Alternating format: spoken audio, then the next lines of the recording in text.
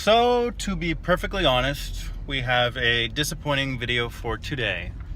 Ray didn't want to be in this video. He said I could just make a quick one and update you guys on our poker marathon. I ended up winning 400 and change, bringing my total to 4,100 for the challenge, which we just finished session 18. And Ray had a bad session. He lost 600 bucks. Bringing his total challenge into the negative for the first time. So, yeah, he's really not happy that after 18 sessions now, he's overall losing money, which I've been playing with him for 10 to 15 years now. And honestly, this is actually the worst streak that he's ever had in 1-2 no limit.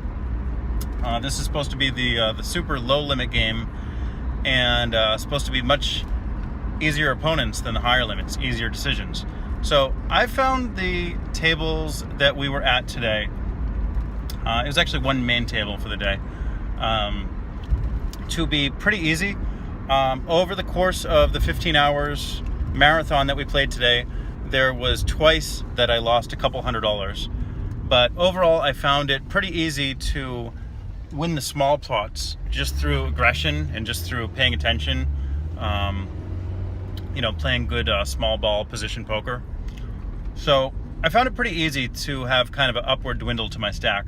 But Ray was he was in a different situation. I don't know why. It's probably because of his image, but he actually got re-raised an abnormal amount of times, not just today, but over the last few sessions.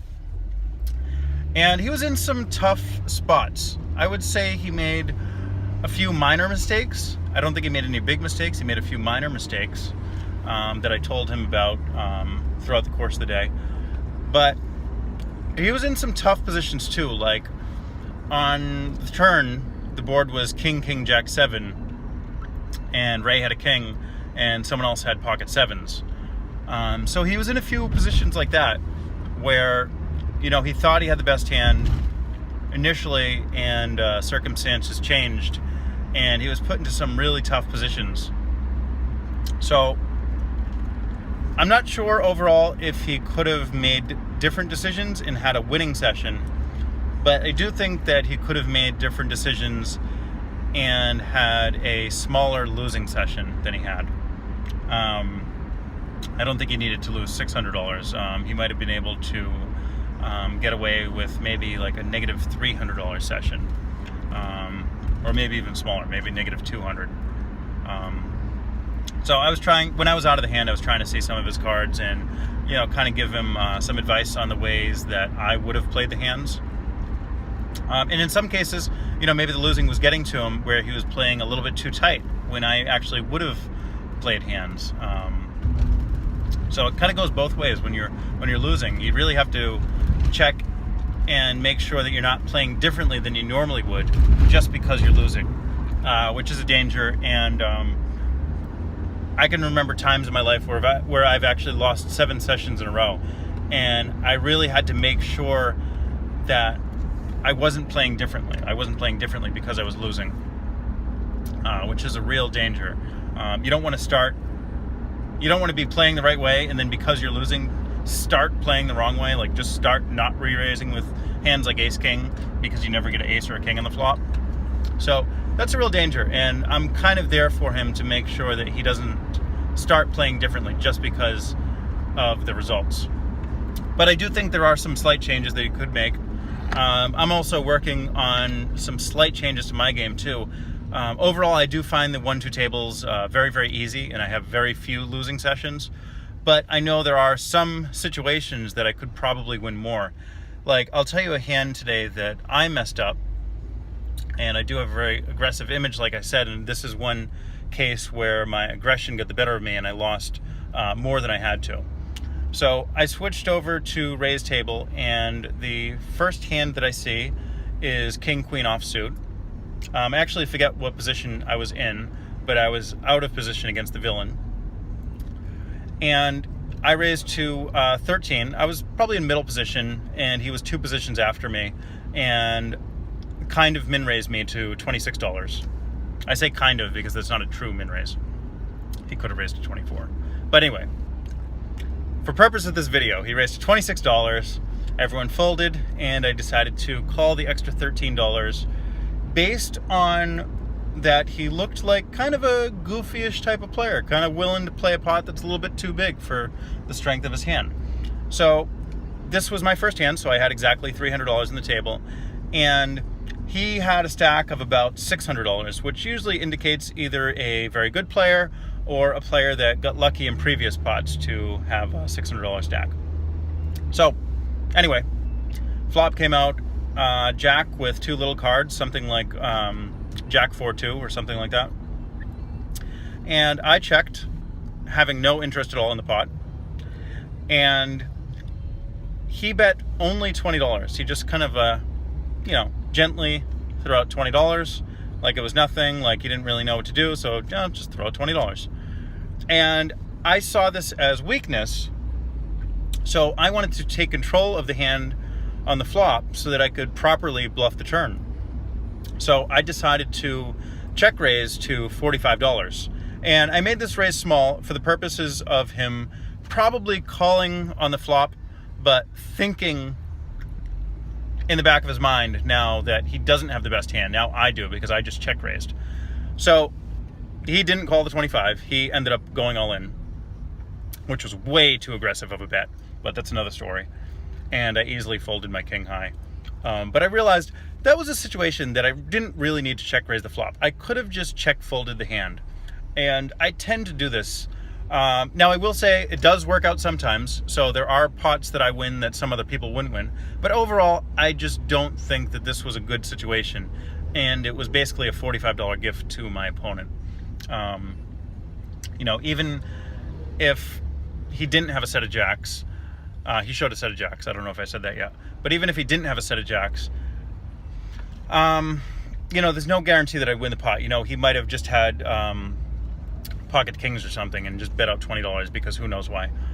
And, I would have, check raised the turn, lost the 45, and then maybe my bluff on the turn. Check raised the flop, and then maybe when I bluffed the turn, maybe my turn bet wouldn't work and I would just lose even more. So, these are stupid situations for me to get myself in, and I'm really over leveling myself. So, yeah, I just wanted to bring up one of the bad hands I played today. I played many good hands, but I don't think they're that interesting.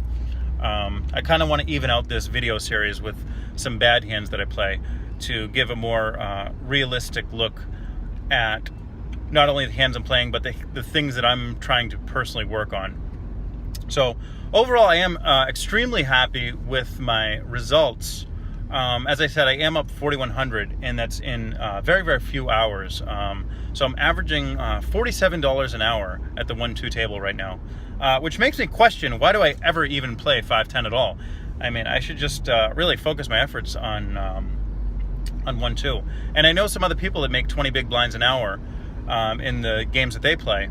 And so if they do that, then I can definitely make 20 big blinds an hour at 1-2. I do have a friend that averages close to 20 big blinds an hour, and I know another guy that only plays 1-2, and he averages 16 big blinds an hour. So at 47 big blinds, I think it's almost sustainable. 1-2 players do make a lot of mistakes, which is circling back to the Ray conversation. I definitely can understand why Ray is frustrated, because he views himself as a much better player than the average 1-2 player, which is true, by the way. He is a much better player, and his long-term average is over $20 an hour. For this challenge, it's not, but long-term that we've been playing. But I think that kind of kicks him in the ass a little bit, that he thinks of himself as a much better player, because sometimes he might think that that person will do something, or that person will react in such and such a way. And then I say to him, well, would you do that? Like, would you call with a flush draw on a paired board? And he's like, no, I wouldn't, but I think, the average 1-2 player would. And I think a lot of times he's not giving them enough credit for their ways of thinking. So I think that's something he's trying to work on, and I'm trying to tell him stuff like, okay, like, I know you think they're bad players, and they are bad players, but just because we're playing against people that are non-professionals, recreational players, don't have a lot of poker experience, doesn't mean they don't know the simple fact of, in general, you shouldn't be calling flush draws on paired boards, and you shouldn't be calling straight draws when the board is paired. And I think a lot of times he sees these absolutely ridiculous plays that 1-2 players make, and he kind of gives them a little bit less credit than they deserve. So that's one of the things that he's working on. So we're both working on different things. Overall, like I said, though, I am very, very happy with my overall results, and I have been sustaining a very, very good average at 1-2. Even before this challenge started, I was well over $30 an hour. So I am actively trying to help him and give him advice, and I'm actually happy to hear that some people are coming up to me now and asking me for some advice, because excuse me, I genuinely do like helping some people.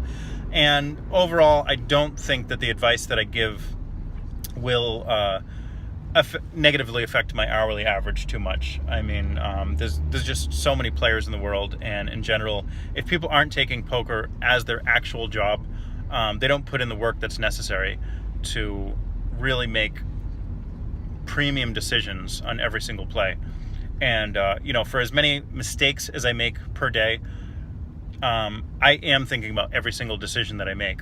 And, even if it looks like I'm distracted and I'm raising to $7 and I'm talking to the waitress, there is an actual reason why I'm doing what I'm doing. And if anyone ever wants to call me out on this and say like, oh, why did you just call $11 right there or something, I will have plenty of reasons why I just called $11 right there.